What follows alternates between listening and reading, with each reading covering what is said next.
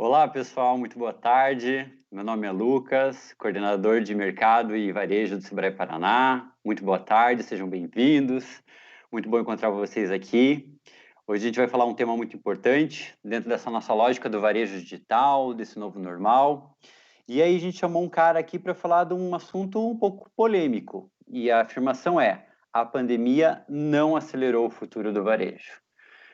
Bastante intrigante, né? É bastante interessante essa afirmação. E eu quero já, logo de cara, chamar o meu amigo Fred Alecrim, para ele se apresentar e depois para a gente debater um pouquinho mais sobre como que essa pandemia não acelerou esse varejo. Fred, boa tarde, tudo bem contigo?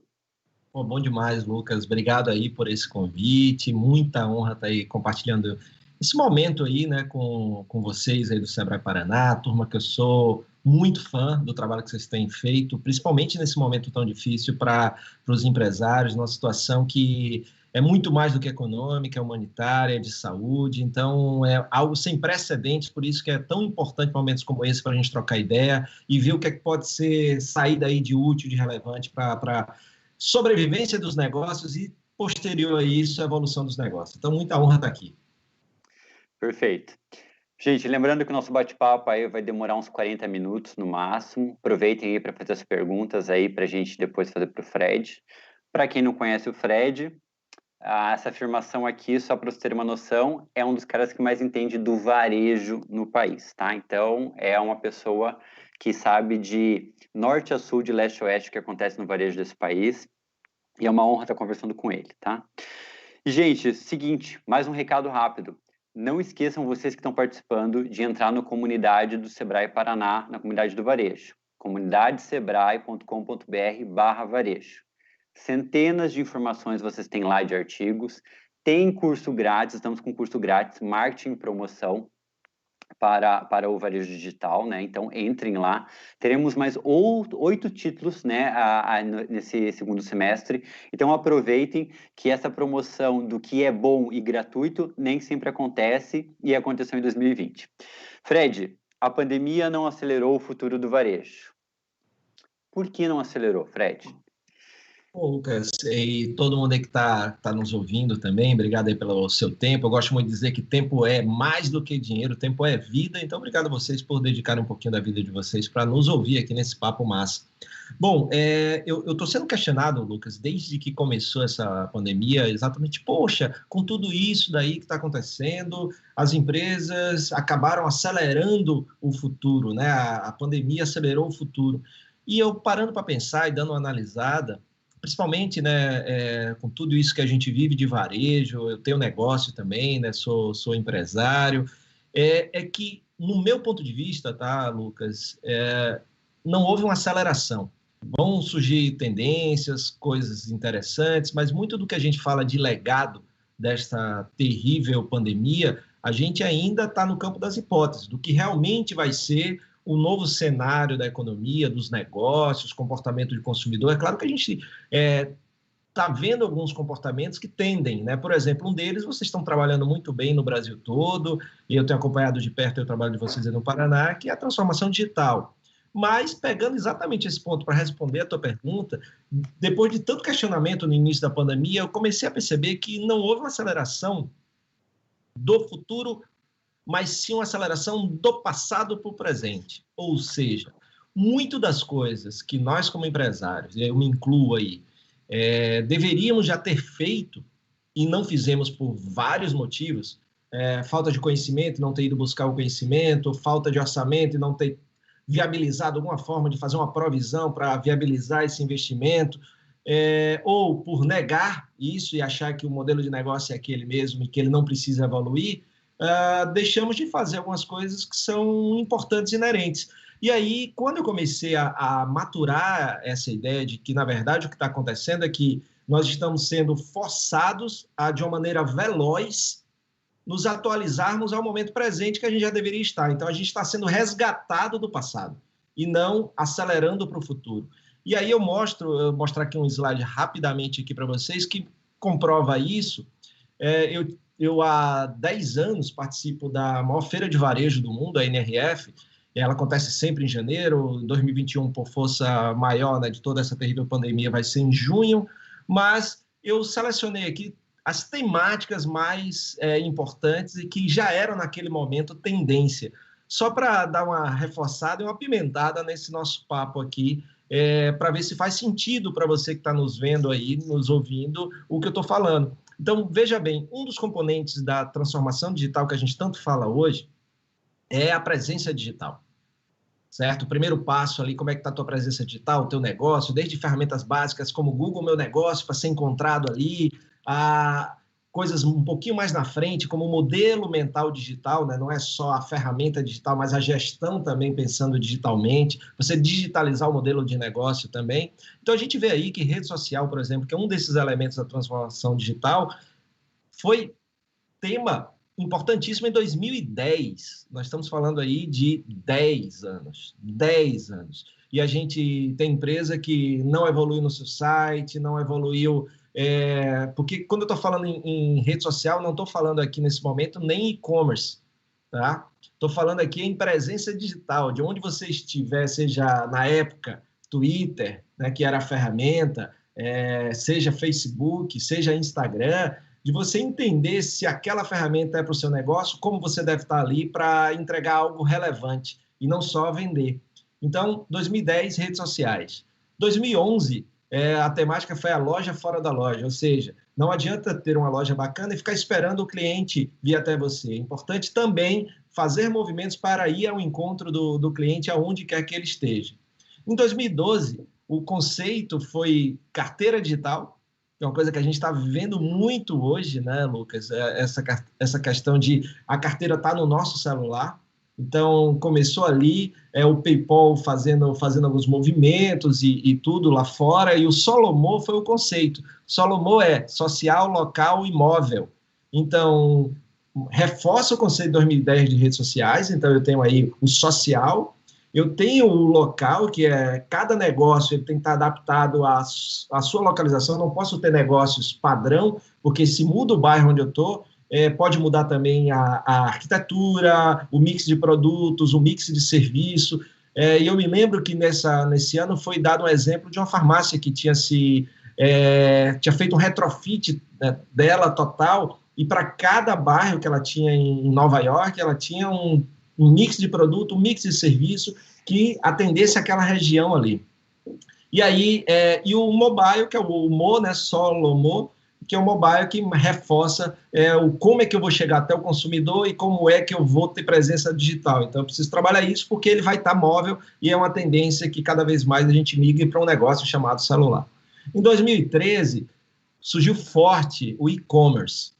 E aí, nesse conceito de e-commerce em 2013, a gente teve uma daquelas certezas que surgem de eventos como esse, e que não se confirmou, por isso que é muito importante entender uma tendência como uma direção, mas não ainda uma verdade. Se dizia nessa NRF que os pure plays, ou seja, os nativos digitais iam matar o físico. Ou seja, foi aqui que começou aquele negócio de que o mundo digital vai matar o mundo presencial. Então, aqui se fez uma coisa muito errada que a gente continua fazendo nesse momento de pandemia, que é a polarização e a binaridade, a questão de que ou é um ou é outro. Né? Que isso é tão importante não só para a vida, para os negócios, mas para a vida também. A gente precisa abraçar um mundo de e deixar de lado o mundo do ou. Né? Então, isso é muito importante e isso já foi dito ali em 2013. Né? Então, se colocou essa questão do ou que não se confirmou, porque aqui muita gente diz, eu tenho que ir para o digital, porque o digital vai matar o mundo físico. Claro que tudo tem um motivo. Aqui era porque a Amazon estava crescendo e se tornando muito forte, ameaçando muitos negócios, porque ela conseguia entregar rápido, em 24 horas ou em 48, a um custo mais baixo, uma logística mais eficaz. 2014, por causa de tudo isso que começou a fazer parte do negócio, rede social, carteira, ir até o consumidor, surgiu jornada do consumidor, design de serviços, experiência. Tudo isso que vocês com certeza já viram, que o Sebrae tem na carteira cursos muito legais e que está lá. A experiência é tudo. Não basta oferecer, mas a jornada tem que ser com o mínimo de atrito possível. 2015, começa o uso daqueles POS, os equipamentos, os iPods, os celulares, como máquina de POS ali, né, substituindo os caixas. Então, eu tinha ali agora uma possibilidade dos meus vendedores, garçons, irem até o cliente sem ele precisar ir até o caixa. Então, surge ali em 2015. 2016, aí, como contraponto que o físico vai ser morto pelo digital, surge o Phygital, que é o físico com o digital. Ou seja, não é um ou outro, são os dois integrados, porque para o consumidor, ele só vê a sua marca, ele não vê você online, você offline. E aí começou a se estudar, e nessa época aí, o Google lançou um livro que até hoje acho que vale a pena ser lido, que é o ZMOT, que é o Zero Moment of Truth, que é o momento zero da verdade, que ali ele falava de momentos, então, que o negócio é meio que... eu começo a pesquisar o seu negócio no celular. Então, vamos supor você que está nos ouvindo aí que tem, por exemplo, uma padaria, uma lanchonete, um restaurante. Qual a pesquisa mais feita num celular hoje? Uma das mais feitas. Tal estabelecimento aberto agora. Tal estabelecimento que entrega. Então, na hora, a primeira coisa que vem vai aparecer ali no Google. Se você tem Google Meu Negócio e está muito organizadinho as suas informações, tem seu horário de funcionamento, tem como é que você está funcionando em relação aos protocolos de reabertura, de flexibilização desse momento difícil, tem o seu contato e a localização, e se você está aberto ou fechado, etc. Se não tem isso e você não é encontrado, então a possibilidade do cara estar indo para um outro negócio que não o seu. Então surge esse momento como o momento zero da verdade, essa questão de que eu começo a pesquisar no celular, chego em casa, passo para o meu computador, depois vou até o seu estabelecimento, ou seja, a minha jornada ela não é só física ou só digital. Depois, 2017, vocês vão lembrar aquela frase clichê que todo mundo começou a repetir, foi depois da NRF 2017, dados são o novo petróleo e assim como o petróleo, para ser valioso tem que ser refinado, né? Então, foi a valorização dos dados, dado do cliente, para eu entender essa experiência, como é que ela tem que ser baseada no comportamento de consumo, quem é o meu cliente, o que é que eu preciso ter, aí a curadoria de produtos passa a ser forte, que quanto mais eu entendo do meu consumidor, mais eu não preciso ter um monte de produto na minha loja, eu preciso ter o produto que o cliente vai comprar.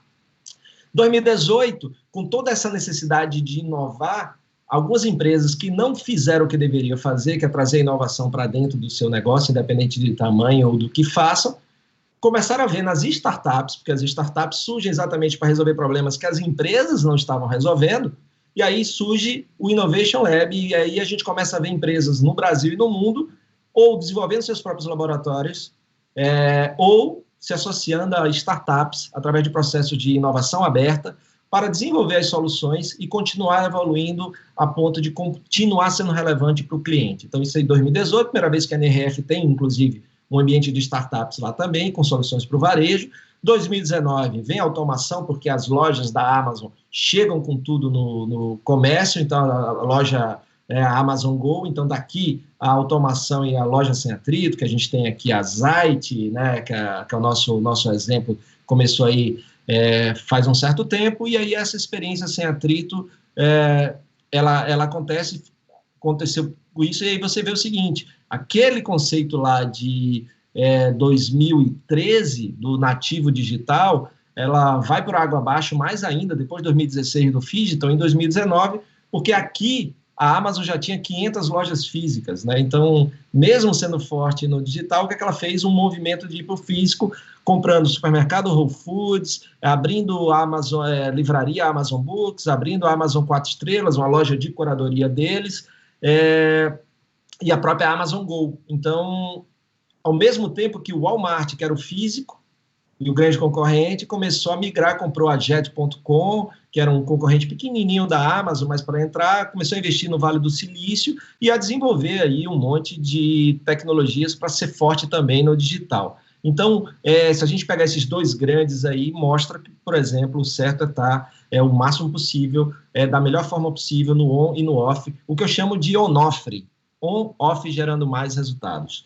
Né? E 2020, que foi esse ano, né, Lucas? A gente estava lá e a gente conversou naquele almoço gostoso ali, trocando uma ideia. Poxa, esse ano, que bacana, o ser humano voltou a ser o centro de tudo, a loja física renasceu, e aí acontece o que aconteceu, né? O que a gente está vivendo hoje, o mundo virou de cabeça para baixo, mas eu acredito que com uma descoberta de uma cura, um tratamento eficaz, as pessoas vão voltar a consumir em lojas e tudo, porque a gente precisa disso. A gente estava conversando antes de entrar no ar aqui, e claro, só que não nas mesmas lojas de antes, a loja física mais do que nunca. Isso a gente já vinha conversando também, tem que ser repensada. Desde 2018 eu falo que a loja física não ia morrer, mas a loja chata sim. Então agora é entender que tipo de loja física é essa. Por exemplo, restaurantes estão começando a investir muito nas cozinhas invisíveis, né, ou como chamam lá fora de dark kitchens ou dark stores, as próprias lojas invisíveis surgindo para agilizar a última milha, aquela parte da entrega final, que vai ser a grande disputa agora, quem entrega com melhor qualidade, principalmente alimentação, e num tempo mais hábil, e quanto mais próximo do consumidor, mais você consegue entregar para isso, e outras coisas vão acontecendo. Então, tudo isso aí para dizer que olha como a gente tinha pendência pra caramba. Então, muito mais do que tendência, eram pendências no meu humilde olhar, meu amigo. Bem, então a gente tem a resposta nesse slide que a pandemia não acelerou o varejo, simplesmente fortaleceu tendências da última década aí que a gente deveria ter implantado. E eu achei bem legal aqui fazendo só um overview para a gente pensar, né? 2010, redes sociais. A maior feira de varejo do mundo falando 2010 de redes sociais.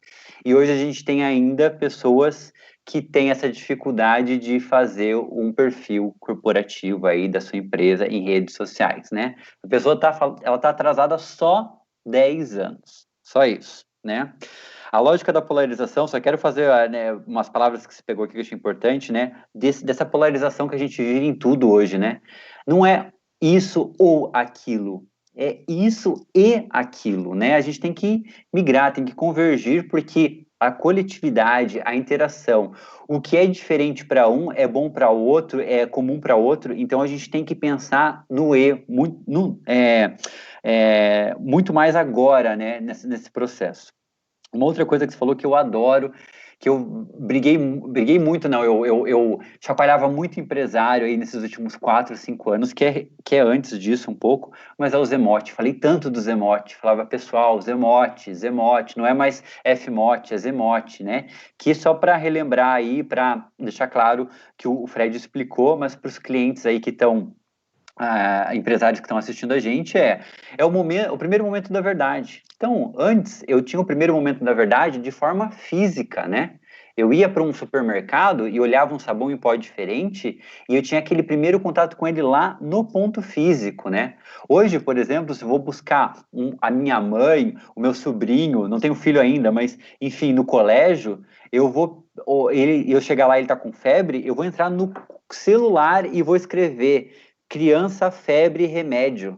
Vai vir o nome do remédio. E esse é o Zemote. E eu vou chegar na farmácia e já vou falar, eu quero remédio X. Não vou perguntar mais para o farmacêutico, que antes era o farmacêutico que fazia. Então, veja, isso é desde 2015, 2014, né? O Phygital.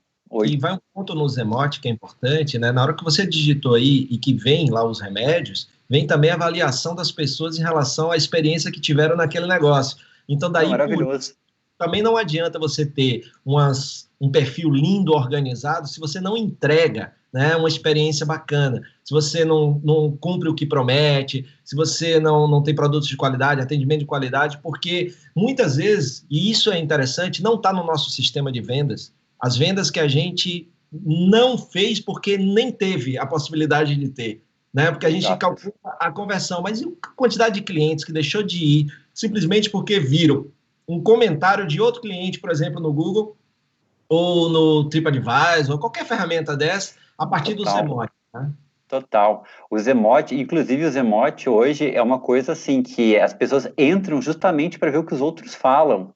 E olha, se tiver só elogio lá, a pessoa desconfia. Eu desconfio se eu vou comprar alguma coisa por internet e não tem ninguém reclamando de um nada, tem 1000 comentários lá, não tem ninguém reclamando de nada, dando 4 estrelas, eu desconfio, né? Então você vê o poder do Zemote aí, né? E esse não volta mais mesmo, ele só vai amplificar e intensificar, né?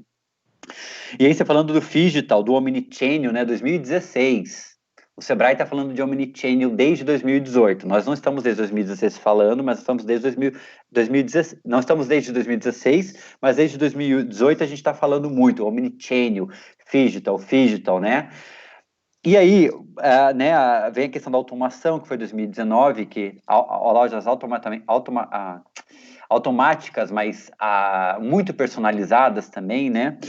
E 2020 veio a humanização, que parou um pouquinho aí, mas com certeza vai voltar em 2021. Mas aí, você falando de tudo isso, dessa década de inovações que a gente teve, e muitos a gente não implementou, não implantou, enquanto varejista, enquanto empreendedor, né? E eu quero puxar esse gancho para uma pesquisa que o Sebrae fez agora na pandemia. Queria um comentário seu, Fred. O que aconteceu? Começou a pandemia, maior crise que a gente vai ter aí provavelmente nos próximos 30 anos, imagino eu, né? Assim, desde a Segunda Guerra Mundial a gente não via algo assim, então é muito crítico mesmo. E o Sebrae fez várias perguntas, né? Perguntas importantes, mas uma me chamou a atenção.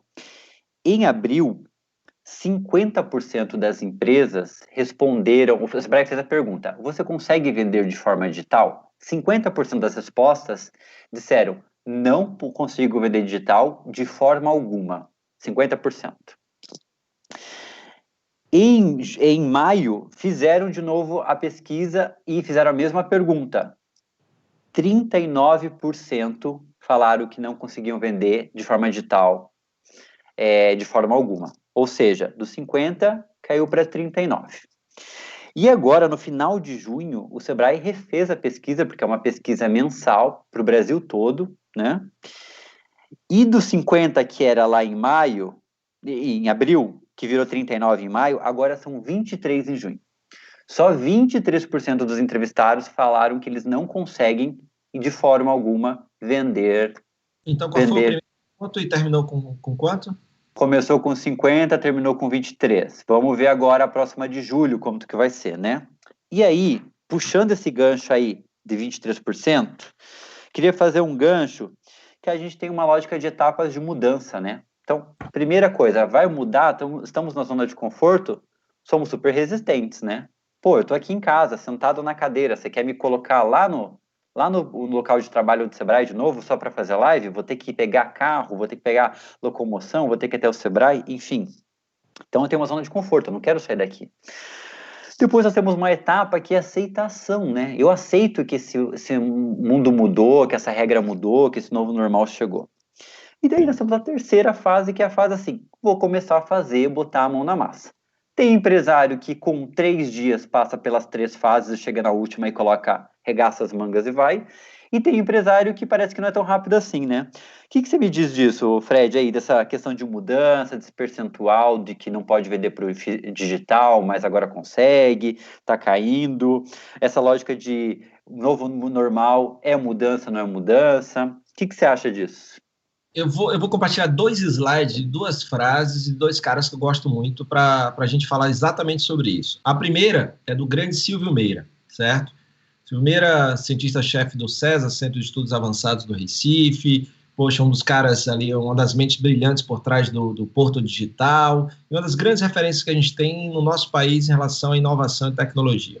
Então, o Silvio diz assim, não existe setor da economia ou tamanho de negócio que possa dizer eu não tenho necessidade de investir no digital. Quem pensar assim não tem futuro. Principalmente, daquelas coisas que eu estava falando de possíveis legados, tem um que a gente, assim, não tem como, será que não vai ser assim? Não, o consumidor está mais digital. E agora independe da idade, né? Não é mais uma questão de geração apenas, porque são avós para falar com os netos, precisaram entrar e usar ferramentas como essas que a gente está usando, para comprar. Então, você tem um consumidor mais digital. É claro que pode ser que quando a pandemia passar e o mundo físico volte, você não vai manter o mesmo patamar de vendas digital, porque o físico ele sempre representou mais. Porém, você vai ter aí um resquício muito grande de gente que se habituou e até gostou da conveniência de comprar online. Então faz todo sentido essa afirmação do Silvio. Agora, o que é importante? Você pensar, e você que está nos vendo aí, o Sebrae, poxa, tem um monte de assessoria, mentoria, consultoria, programas, capacitação para te ajudar a fazer essa transformação digital, porque você, pensando assim na TD de uma forma muito simples, na transformação digital, você tem ali, ó, a presença, primeiro, dá uma avaliada como é que você está, né?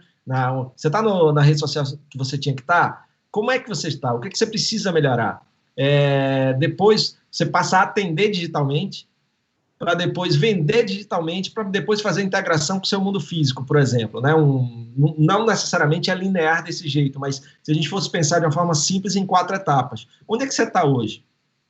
O que você precisa melhorar, o que você não fez ainda? E lembrando, hoje você tem ferramentas, quando o Silvio fala investir no digital, não necessariamente é até o e-commerce, certo?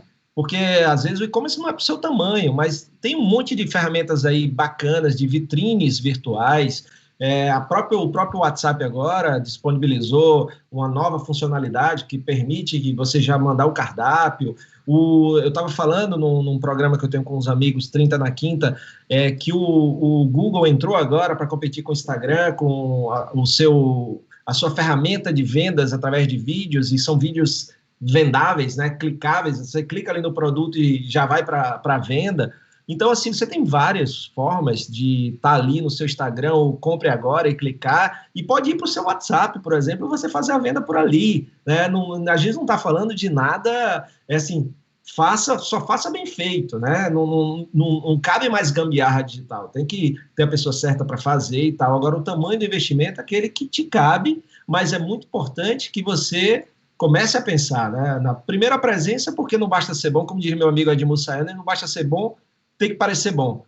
E a presença é para o cara te achar também. Então, essa presença digital é Instagram, Google Meu Negócio, onde é que você tem que estar? O atendimento, onde vai ser? Você vai fazer pelo direct do Instagram, você vai fazer pelo WhatsApp, vai ter um chat, como é que vai ser? E a venda, a mesma coisa. Quando a gente pensa em venda, não é um e-commerce robusto, parrudo. Pode ser essas vitrines virtuais que com um clique vai ali para o teu WhatsApp, você manda um link do cartão, o cara paga e você manda entregar com um parceiro que você tem, e por aí vai.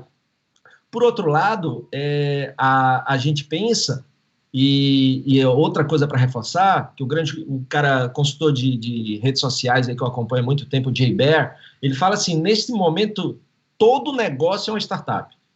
E aí, pegando o conceito que eu gosto de startup é todo negócio que ainda está naquele momento de validar a sua ideia, o seu modelo de negócio, certo? Então, o que é uma startup? Ainda não validei meu modelo de negócio, então ainda sou um startup. Na hora que eu validei o modelo, o como eu vou ganhar dinheiro, como eu vou atender, como vai ser a minha experiência, aí eu deixo de ser uma startup e passei a ser um negócio, uma empresa. Então, isso quer dizer o quê? Que todos nós, eu tenho feito isso todos os dias, a gente está no momento de startup, de repensar se o modelo de negócio que eu tenho hoje atende o hoje para sobreviver e qual é o modelo de negócio que eu tenho que ter pós-pandemia. Então, eu tenho que estar dedicado um tempo na sobrevivência, que é o aqui e agora, e um tempo já ali, 15% do meu dia, 5 a 15% do meu dia, pensando na nova versão do meu negócio. Porque será que, por isso que eu tenho dito que um dos elementos da sobrevivência agora é o desapego. Às vezes eu tenho que desapegar do modelo de negócio que eu criei, que eu amo, mas que ele não serve mais, não vai me dar mais a lucratividade, a remuneração que eu preciso, e ele não vai dar mais porque ele não é mais relevante para o consumidor do jeito que ele existe hoje. Então ele vai precisar passar por uma pivotagem, uma mudança, ou uma evolução. Então é muito importante esse conceito, quando a gente fala todo negócio é uma startup, não é porque é uma empresa de tecnologia, é porque é uma empresa que precisa reavaliar o seu modelo de negócio. É esse modelo que vai continuar te fazendo sobreviver, passar por essa crise e continuar relevante para as pessoas depois, né? Então, acho que isso aí vem da tua pergunta para trazer. E aí, é claro, esse processo, na hora que eu entendo isso e amplio minha consciência, eu vejo que é necessário. E aí eu preciso do como, e o como você tem aí o parceirão, que é o Sebrae, para buscar aí o como fazer esse seu passo a passo. Não existe fórmula mágica, receita de bolo. Junto com o teu consultor do Sebrae, com parceria com o Sebrae, você vai ver qual é o melhor caminho para que você comece a trilhar e repensar o seu modelo de negócio para continuar não só existindo, mas evoluindo aí, fazendo bem para você, sua família, para os seus clientes e para o mundo.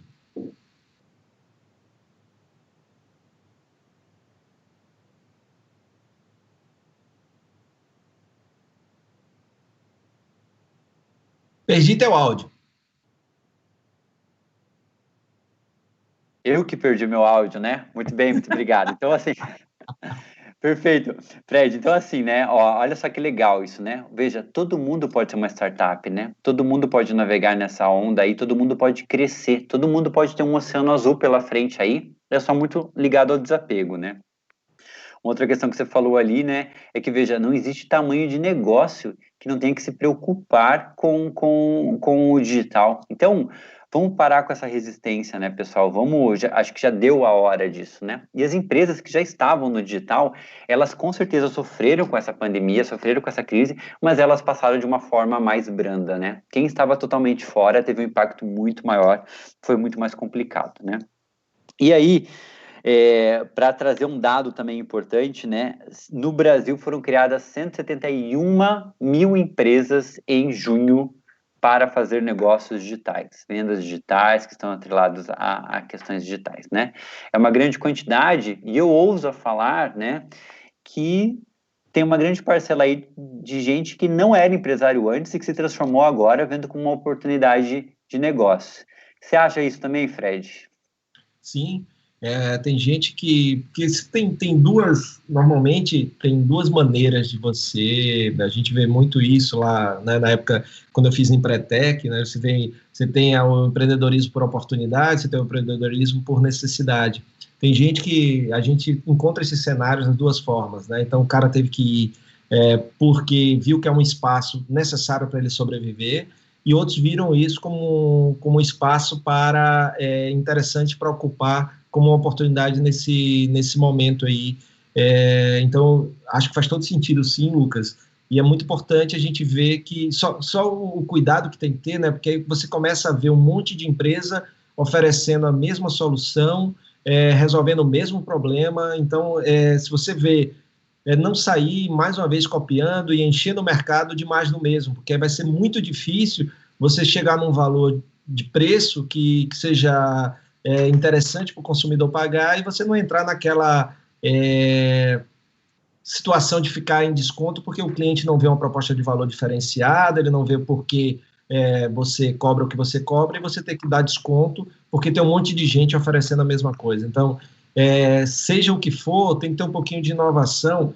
Por exemplo, tem que é a questão, né, de reinventar, de inovar. Então, se você vai entrar numa seara que tem um monte de oferta, não quer dizer que você não tem que entrar. Você tem que entrar de uma maneira inovadora. E aí, o que é inovação no meu ponto de vista, né? Primeiro, assim, inovação não é só tecnologia, não é só software. Você pode inovar em processo, você pode inovar em parcerias, você pode inovar em produto, você pode inovar em estrutura, em serviço, em gente. Agora, uma coisa importante, Silvio Meira fala isso também, né? Que a inovação, ela precisa se pagar. E a inovação, ela é tudo que você faz que gera um aumento de emissão de notas fiscais no negócio. Ou seja, você entende que a inovação quando ela melhora o resultado da sua empresa. Então, ali você está inovando e o cliente está percebendo o valor da sua inovação porque ele está comprando. E a inovação não precisa ser algo novo no mundo, né? Porque quando a gente vai para a inovação, já pensa logo em disruptivo, em criar algo, e aí a gente pensa, não, isso é distante para mim, eu sou um pequeno negócio. A inovação, ela pode ser algo novo para um mercado.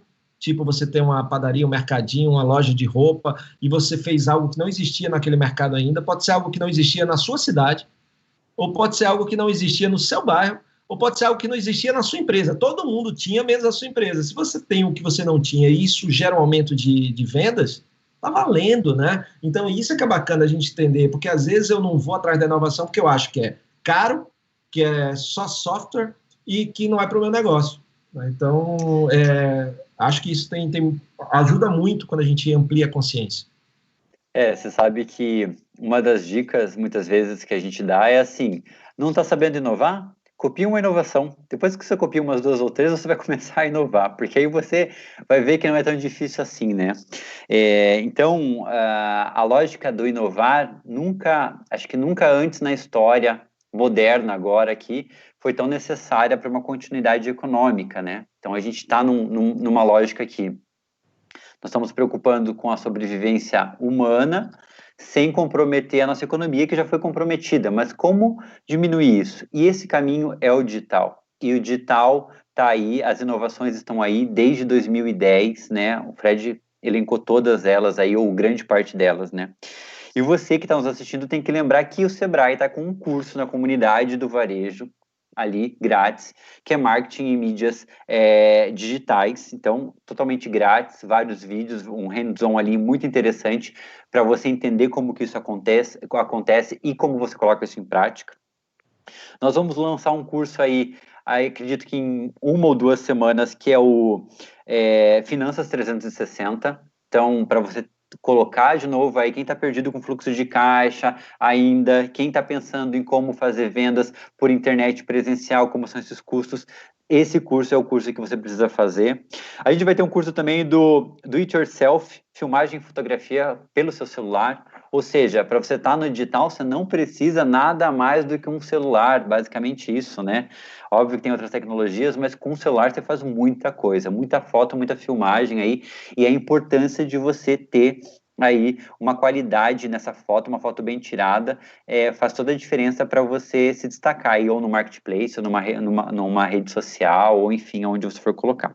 E vários outros cursos, desde operação logística, a gente vai ter um Finanças 2.0, a gente vai ter de experiência para o cliente, enfim, tudo que foi elencado pelo Fred ali enquanto experiência, que o Sebrae está fazendo agora, e que a gente tem que pensar conscientemente de que a gente está atrasado. Nós estamos fazendo tudo isso aí da década agora, né? Mas se a gente fizer isso bem certinho, se os empresários se engajarem, a gente tem o ano 2020 que vai ser 1 em 10, né? Vai ser a conquista aí da década como um todo. Fred, uma outra coisa que eu queria falar com você, olha só. Euromonitor fez uma pesquisa como o comércio varejista está em 2040, tá? Essa pesquisa é uma pesquisa que norteia o Sebrae para várias ações que ele faz enquanto comércio, né? E ela fala assim, olha, o que vai ser revolucionário em 2040? Meios de pagamentos, ambientes virtuais, internet das coisas, forma de engajamento do consumidor, operações logísticas de forma diferenciada aí com novas estratégias, sustentabilidade, né? Isso muito forte. Isso tudo atrelado muito ao phygital, que é a presença, tudo começa pelo digital e pode terminar no físico, ou tudo começa no digital e pode terminar no digital, e pode começar também no físico e terminar no físico. Enfim, e continuar no digital. São N possibilidades, né? Você vê que é isso mesmo? E você acha que a pandemia trouxe o 2040 um pouco mais perto da gente agora? Será que esse 2040 não virou um 2025, talvez? Para essa lógica da transformação, dessa necessidade forçada? Essa questão a forceps aí que a gente está tendo que se adaptar? Sabe, Lucas, que tudo que você falou aí, logística,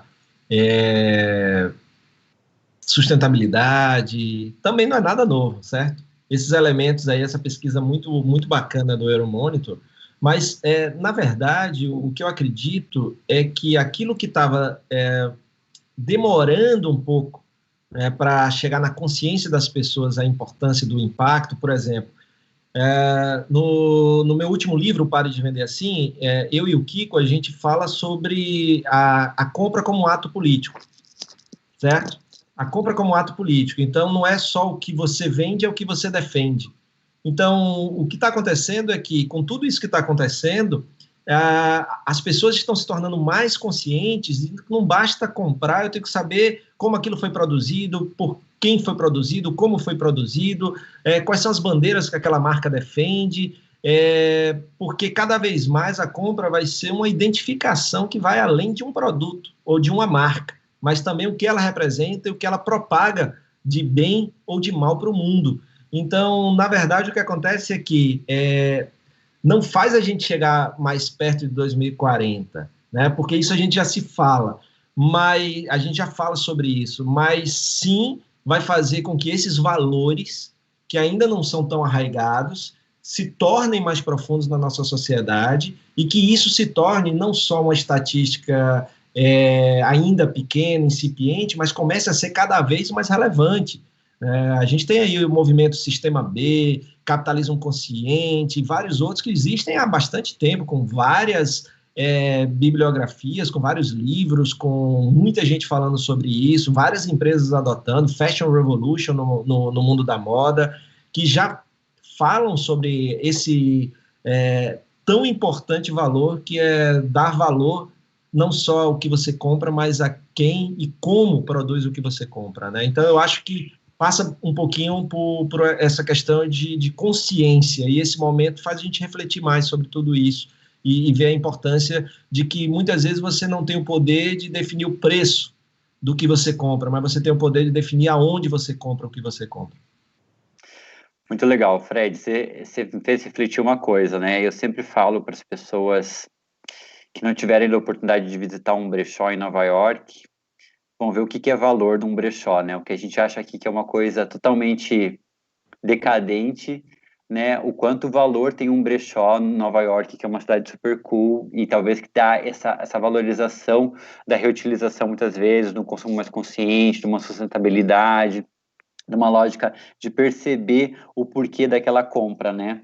E acho que está muito atrelado agora à geração Y e Z aí, né, que estão ganhando uma grande parcela do mercado, que eles estão nascendo muito com esses valores, valores provindos da geração X, que criou a geração Y, e a Y que está repassando para Z aí, né? Essa lógica de consumo. E antes de passar a bola para você aí, eu quero lembrar que quem quiser fazer perguntas, aproveite, porque a nossa última rodada aqui com o Fred, a gente já tá chegando no finalmente da nossa live. O Fred, que é palestrante, consultor, empresário, um dos maiores especialistas do varejo do Brasil, que é um grande parceiro do Sebrae Paraná, que a gente provavelmente vai nos ver muito aí, vai poder aprofundar nosso conhecimento junto aos nossos empresários. Fred, o que que você acha da questão da reflexão da pandemia agora? Porque muito mais uma questão de eu não poder comprar, eu não poder me locomover, ou comprar só de forma virtual, enfim, ou ter essa restrição, essa dificuldade de um abraço, dessa humanização que a NRF falou que ia ter e que provavelmente isso vai acontecer nos próximos 1 ou 2 anos com a sessão da pandemia.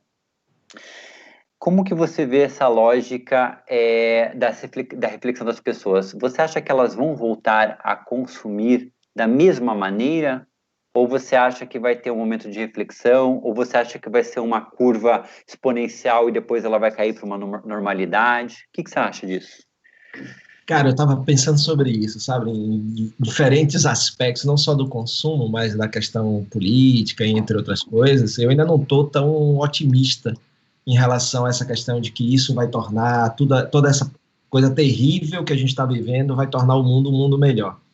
Não é isso que eu ainda estou sentindo, sabe, Lucas? Mas é uma questão do... Né, o Ariano Suassuna fala assim, eu prefiro ser um realista esperançoso, né? Então, a esperança está lá, não morre não pode morrer nunca. Aristóteles dizia que a esperança é o sonho do homem acordado, né? Então, tem que ter esperança.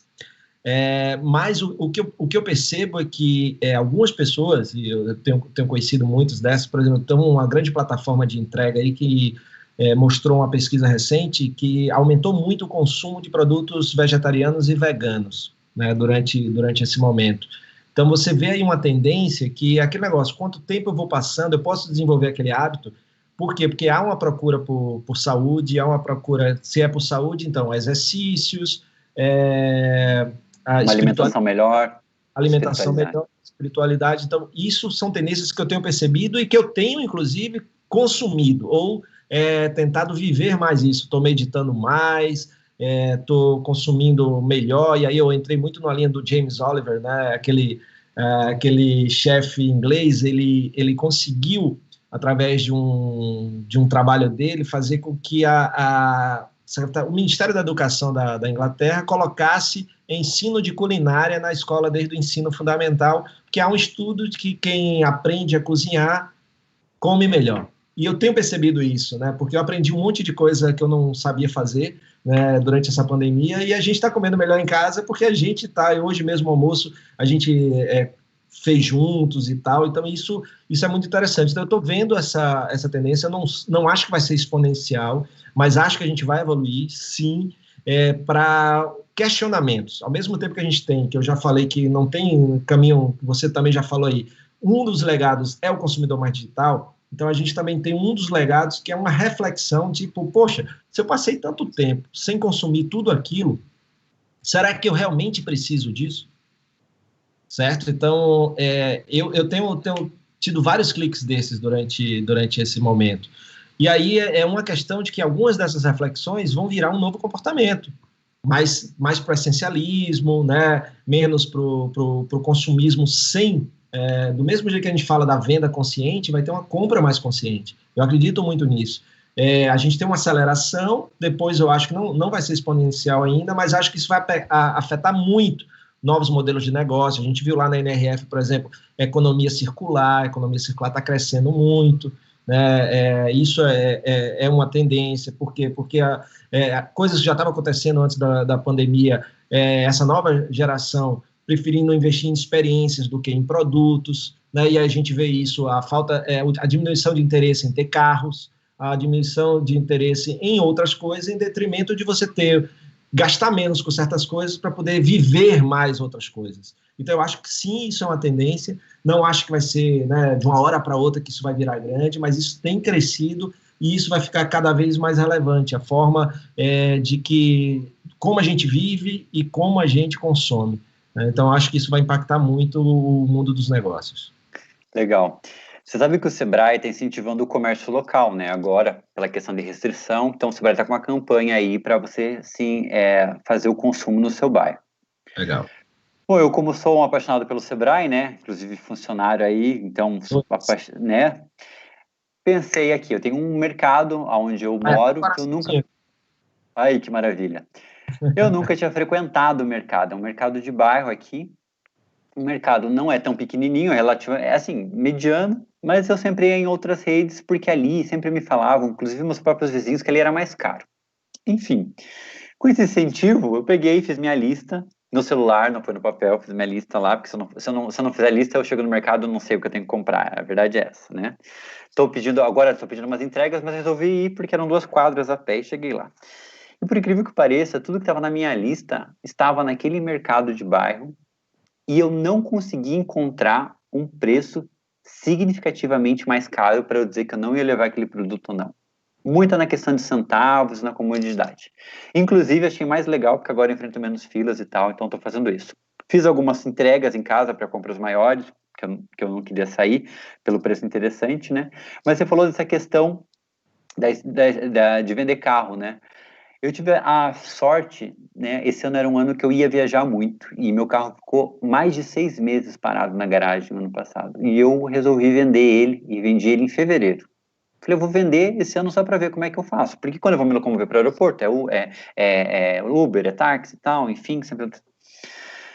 Vendi, acho que foi um grande negócio e eu estou pensando realmente se eu vou querer comprar um outro carro depois quando isso voltar. Mas é tudo isso para se pensar. Então, veja como os hábitos vão pegando a gente sem a gente perceber. Então, comprando mais digitalmente, frequentando a questão do bairro, encontrei várias coisas no bairro que são importantes. Estou num grupo de WhatsApp do bairro, do comércio do bairro, vem umas promoções legais, achei interessante. Então, é toda uma lógica, é toda uma ciência, né? E Fred, para finalizar, quero suas palavras finais, a gente chegou no final do nosso bate-papo, quero agradecer imensamente e quero perguntar para você, tem alguma consideração final, alguma mensagem que você quer deixar no final aí para o empreendedor paranaense, para o empreendedor brasileiro que está assistindo?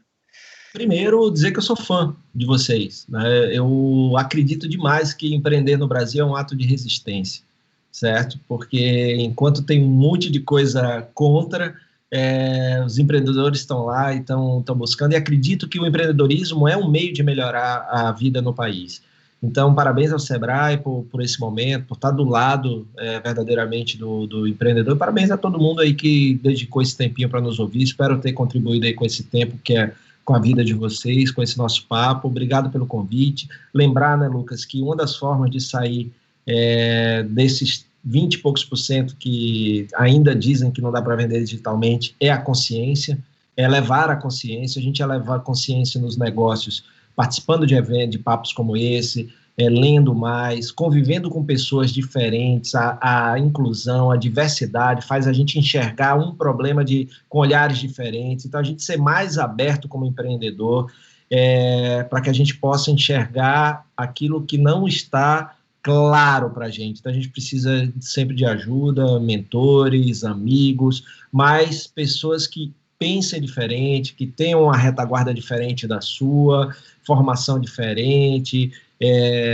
diversidade para te ajudar. Então, abraça a diversidade para que essa diversidade te ajude a ter um olhar diferente para que a sua verdade seja uma verdade que te ajude e não que te atrapalhe, né? E que ela seja verdade enquanto ela é necessária para o mundo e para o seu negócio, porque depois que ela deixa de ser necessária, relevante para o mundo e para o seu negócio, só você perde se você continuar abraçado a ela. Então, será que verdades você já tem que ter deixado para trás que você não deixou ainda, né? Então, acredito muito no empreendedorismo, estamos junto aí para continuar entregando, mudando a vida de um monte de gente, mudando a nossa vida, tornando o mundo melhor. Eu acho que o empreendedorismo é isso, é transformação. E quem pode fazer um merchan rápido aqui, só Pode, vai lá. como a turma me acha aqui rapidinho, é só quem gostou do papo, quem quiser trocar ideia depois, só aqui, ó, Instagram Fred Alecrim, YouTube Fred Alecrim, podcast Varejo Cast, toda semana tem um conteúdo lá, Spotify, iOS, onde for, LinkedIn, só procurar, é tudo Fred Alecrim, a gente se encontra e continua esse papo massa aqui, que foi propiciado pela turma querida, amada e competente, salve, salve, do Sebrae Paraná, obrigado pelo convite.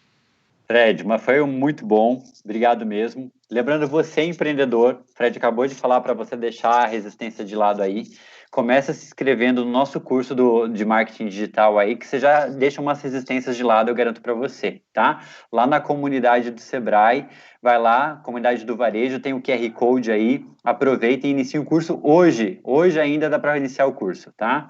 E quero agradecer quem estava no backstage, que é o André, o Anderson e o Guilherme, que nos apoiaram. E agradecer especialmente ao Fred aí esse tempo precioso, esse papo foi demais, foi uma delícia esse papo aí, acho que foram muitos ensinamentos. E Fred, nos vemos em breve. Pessoal que está nos assistindo, espero nos ver em breve também. Um abraço a todos e até mais. Tchau, tchau.